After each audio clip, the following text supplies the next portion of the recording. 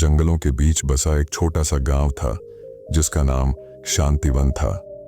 यह गांव अपनी प्राकृतिक सुंदरता और शांत वातावरण के लिए प्रसिद्ध था, लेकिन गांव के पास ही स्थित कालगिरी पर्वत का नाम सुनते ही लोग डर जाते थे। कहा जाता था कि जो भी उस पर्वत पर गया वह कभी वापस नहीं आया। गांव में एक साधारण लड़का युवराज रहता था। वह गरीब परिवार से था, लेकिन उसका दिल बड़ा और सपने ऊंचे थे। उसकी आंखों में हमेशा कुछ बड़ा करने की चमक होती थी, लेकिन एक समस्या थी, उसे खुद पर विश्वास नहीं था। हर बार जब उसे कोई बड़ा काम करने का मौका मिलता, वह डर कर पीछे हट जाता। एक दिन गांव के ऊपर काले बादल छा गए। गांव के बड़े बुजुर्गों ने इसे अशुभ संकेत माना। तभी गांव के मंदिर के पुजारी ने बताया कि कालगिरी पर्वत की चोटी पर स्थित शिवलिंग की पूजा नहीं होने के कारण यह संकट आया है। अगर उस शिवलिंग पर पूजा नहीं की गई तो पूरे गांव पर प्राकृतिक आपदाओं का खतरा मंडरा सकता है। पुजारी ने कहा, लेकिन शिवलिंग तक पहुंचने का रास्ता खतरों से भरा है। वहां केवल वही जा सकता है जिसे अपने ऊपर पूरा भरोसा हो। गांव के कई नौजवानों ने कोशिश करने की बात कही, लेकिन डर के कारण कोई आगे नहीं बढ़ा। युवराज चुपचाप यह सब देख रहा था। उसके मन में कुछ हलचल हो रही थी। अगली सुबह युवराज ने फैसला किया कि वह इस काम को करेगा। उसने अपने माता पिता से आशीर्वाद लिया और अपनी यात्रा शुरू की।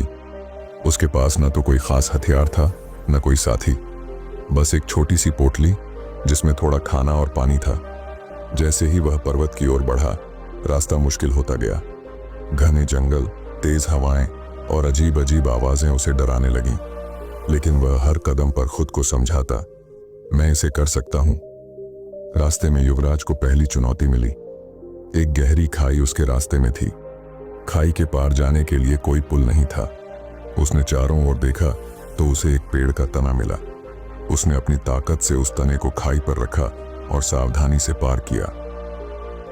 दूसरी चुनौती थी जंगल के अंदर अजीबोगरीब जानवरों का सामना।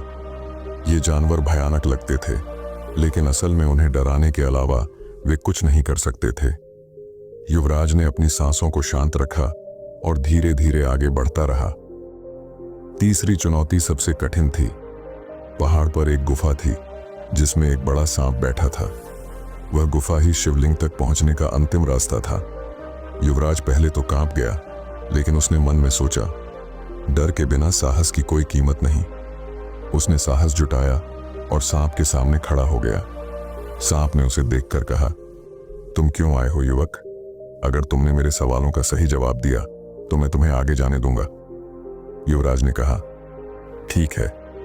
सांप ने पहला सवाल किया, सबसे बड़ा डर क्या है? युवराज ने जवाब दिया, सबसे बड़ा डर हमारे मन में है, जो हमें कमजोर बनाता है। सांप ने दूसरा सवाल किया, ताकत कहां से आती है? युवराज ने कहा, ताकत हमारे आत्मविश्वास और मेहनत से आती है। आखिरी सवाल था, क्या तुम इस यात्रा में सफल होगे? युवराज ने दृढ़ता से कहा, हां, क्योंकि मैंने अपनी शक्ति को पहचान लिया है। सांप मुस्कुराया और रास्ता दे दिया। युवराज ने गुफा पार की और शिवलिंग तक पहुंचा। उसने श्रद्धा से पूजा की और गांव की सुरक्षा के लिए प्रार्थना की।